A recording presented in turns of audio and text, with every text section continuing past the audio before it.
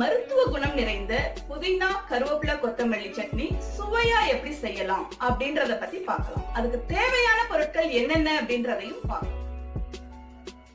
கருவேப்பிலை ஒரு கைப்பிடி, புதினா ஒரு கைப்பிடி, மல்லி இலை ஒரு கைப்பிடி,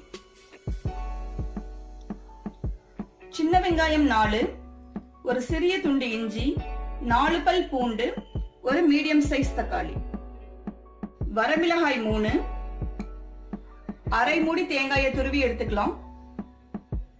தேவையான அளவு கல்லுப்பு.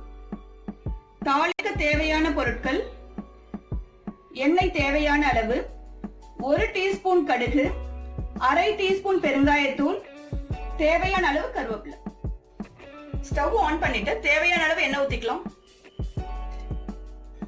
இப்ப இதுல வரமிளகாயை சேர்த்துக்கலாம்.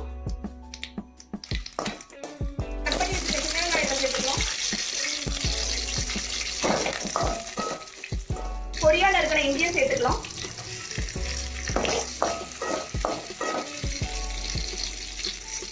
பூண்டும் சேர்த்துக்கலாம். இப்போ இதுல தேவையான அளவு உப்பு சேர்த்துக்கலாம். வெங்காயம் ஓரளவுக்கு வதங்கிடுச்சு. இப்போ இதுல தக்காளியை சேர்த்து வதக்கிக்கலாம்.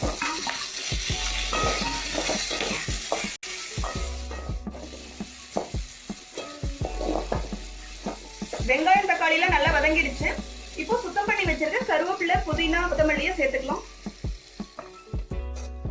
நம்ம சேர்த்திருக்க பொருள் கருவேப்பிலை கொத்தமல்லி புதினா, இது ஒண்ணுக்குமே நிறைய மருத்துவ குணங்கள் இருக்குது. கருவேப்பிலையோட மருத்துவ குணம்னு பாக்குறப்போ ரத்தத்தை சுத்தம் பண்ணும், முடி வளர்ச்சிக்கு உதவும், சர்க்கரை நோயை கட்டுப்படுத்தும். புதினாலையும் நிறைய மருத்துவ குணங்கள் இருக்கு. அதுல ஒரு சில விஷயத்தை மட்டும் நம்ம பார்க்கலாம். புதினா ரத்தத்தை சுத்தம் பண்ணும், வாய் துர்நாற்றத்தை அகற்றும், பசியை தூண்டும், வயிற்று புழுக்களை அழிக்கும் தன்மையும் இந்த கீரைக்கு உண்டு. புதினா கீரையை பச்சையா மென்னு சாப்பிடுறப்போ பல் ஈர் பலம் பெறும், பல் தொடர்பான நோய்கள் வராம தடுக்கும், நாக்குல உள்ள சுவை நரம்புகள் தூண்டப்படும். அசைவ உணவு, கொழுப்பு பொருட்களை சுலபமா ஜீரணமாக்குற தன்மையும் இந்த கீரைக்கு உண்டு. புதினா கருவேப்பிலை கொத்தமல்லியை நம்ம ரொம்ப நேரம் வதக்க வேண்டாம், 2 நிமிஷம் வதக்கினா போதும். அப்பதான் அதோட மருத்துவ குணங்கள் முழுமையா நமக்கு கிடைக்கும். இப்ப துருவி வச்சிருக்க தேங்காவை சேர்த்து வதக்கிக்கலாம். அதே மாதிரி கொத்தமல்லி இலையில அப்படின்னு பாக்குறப்போ அதுல நார்ச்சத்து, கொழுப்பு சத்து, புரதச்சத்து எல்லாமே நல்ல மிகுந்து இருக்குது.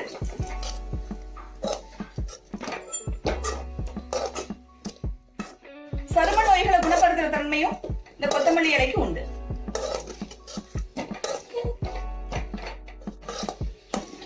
தேங்காய் சேர்த்து நம்ம ரொம்ப நேரம் வதக்க வேண்டாம், இந்த அளவுல வதங்கினா போதும். இப்ப ஸ்டவ் ஆஃப் பண்ணிடலாம். இதை ஒரு பிளேட்ல மாத்தி வச்சிடலாம். இது நல்லா ஆறணும்னு அரைச்சு எடுத்துக்கலாம். வதக்கின பொருட்களோட தேவையான அளவு தண்ணி சேர்த்து இந்த மாதிரி அரைச்சு எடுத்துக்கலாம். இப்போ ஸ்டவ் ஆன் பண்ணிக்கலாம்.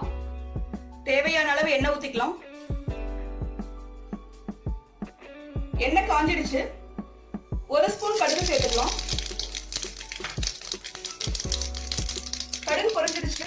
இப்ப தேவையான அளவு கருவேப்பிலை சேர்த்துக்கலாம். அரை டீஸ்பூன் பெருங்காயத்தூள் சேர்த்துக்கலாம்.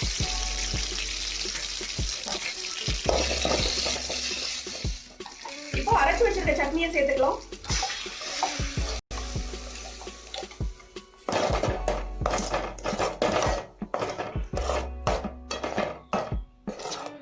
ஏற்கனவே இதை நம்ம வதக்கி தான் அரைச்சிருக்கோம், அதனால ரொம்ப நேரம் வதக்க தேவையில்லை.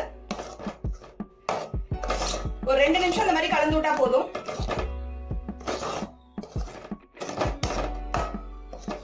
அவ்வளவுதான், சுவையான மணமான கருவேப்பிலை கொத்தமல்லி புதினா சட்னி ரெடி ஆயிடுச்சு. இப்போ சுவையான புதினா கருவேப்பிலை கொத்தமல்லி சட்னி ரெடி பண்ணிட்டோம். இந்த சட்னி இட்லி, தோசை, சாம்பார் சாதம், ரச சாதத்துக்கெல்லாம் சேர்ந்து சாப்பிடுறப்போ ரொம்ப சுவையா இருக்கும். இதே மாதிரி நீங்களும் உங்க வீட்டுல செஞ்சு பாருங்க.